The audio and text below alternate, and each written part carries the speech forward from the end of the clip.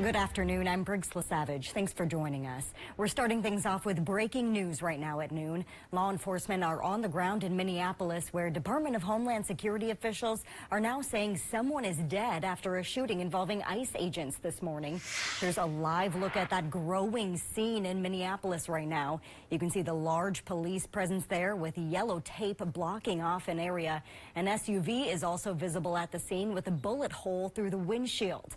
There are a lot of questions right now, including what led up to the shooting, who exactly was involved, and who was killed. But DHS leaders say moments ago the person who died was a woman. We don't know who she is or how she may have been connected to the incident or who may have fired a weapon during the incident.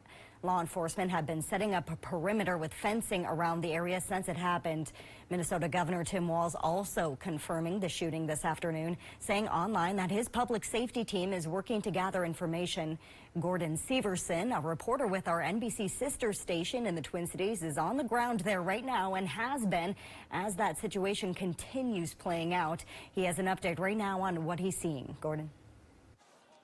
Yeah, a few witnesses when I first got here did mention that there was some sort of a car crash or some sort of a ramming incident. They didn't at that time know if it was something that was intentional or if it was, you know, an accident or anything like that. But that is something that we had heard from a few witnesses when we first got here to the scene.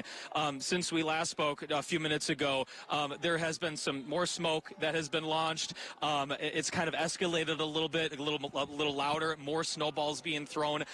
We are seeing a lot more police kind of moving in, Minneapolis police officers moving into the area, and the chief has been a little closer to the scene. I don't know if you can see, but there's members of the police leadership team right in front of us that are gathering, and so they are, obviously trying to get a sense of the situation. And like we said before, we are trying to, get a hold of them to try to get some information about what happened.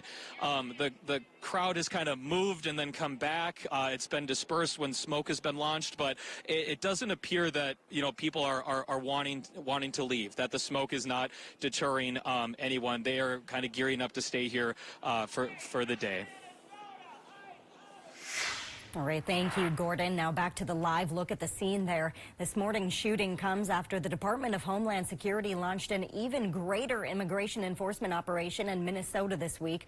More than 2,000 agents and officers were deployed to the Minneapolis area this week amid allegations of billions of dollars worth of fraud against state agencies, which federal authorities have tied to the state's Somali population. We will continue to following this breaking story with details as soon as they come in on the deadly shooting in Minneapolis there, apparently involving ICE agents. We'll bring you the latest updates online and on our website, northernnewsnow.com, as soon as they come in.